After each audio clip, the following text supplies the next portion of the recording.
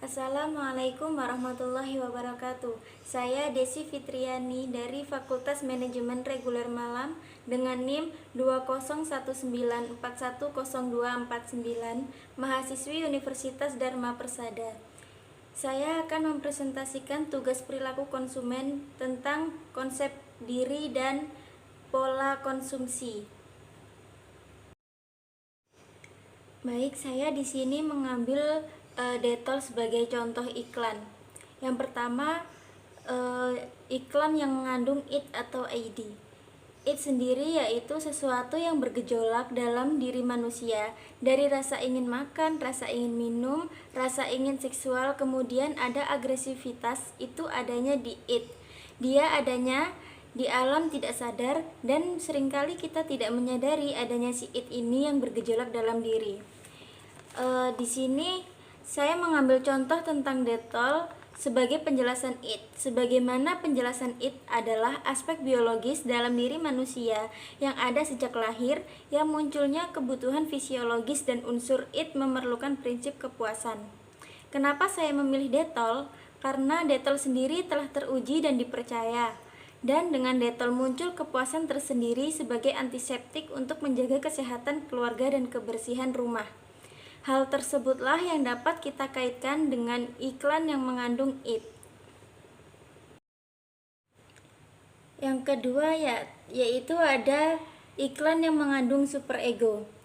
Superego sendiri adalah hal-hal yang terkait dengan norma budaya, nilai, bisa jadi agama, atau bisa jadi nilai benar atau salah. Manusia itu akan mendapat dorongan dari it, kemudian akan mendapat tekanan dari superego. Di sini saya mengambil contoh superego yaitu masih tentang Dettol. Yang gambar di sini menunjukkan ada ibu yang selalu khawatir akan kesehatan anaknya, ada ibu yang hati-hati menjaga kebersihan anaknya, dan ada ibu Dettol tentunya. Seorang ibu yang penuh kasih sayang tanpa rasa khawatir karena ibu Dettol percaya akan nilai dan fungsional dari Dettol tersebut. Iklan mengandung ego, masih tentang Dettol.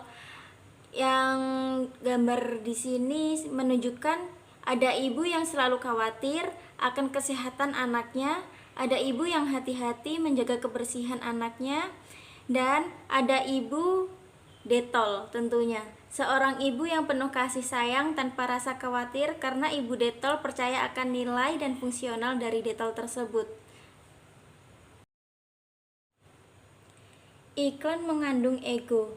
Ego itu adalah kita menghadapi realita. Jadi ego ini fungsinya untuk menengahi antara si it yang terus-terusan mendorong dari bagian bawah alam tidak sadar, kemudian dengan si superego yang menekan dari atas. Di sini saya mengambil contoh ego dari produk Dettol. Di sini dijelaskan bahwa ada seorang anak yang lututnya terluka dan ibunya mengobati dengan Dettol antiseptik. Disinilah konsep superego berkaitan.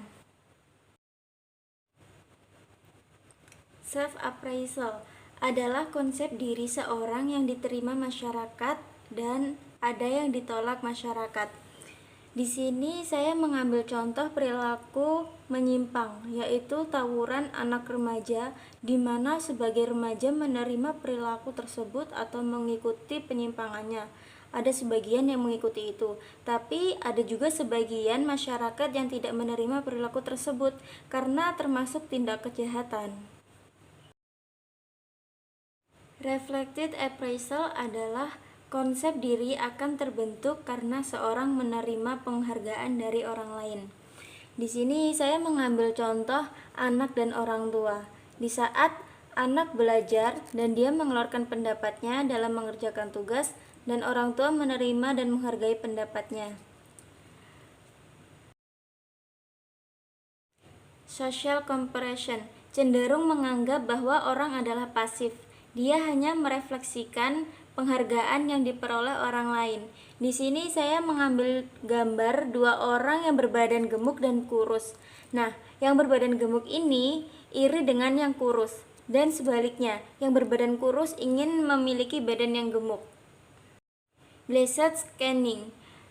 pandangan seorang terhadap lingkungannya untuk mencapai tujuan tertentu dan melakukan pengamatan terhadap lingkungannya untuk menjadikan motivasi dan penguat aspirasi.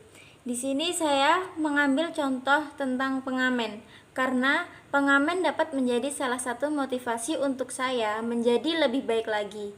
Hal ini dapat saya kaitkan dengan contoh konsep yaitu blessed scanning.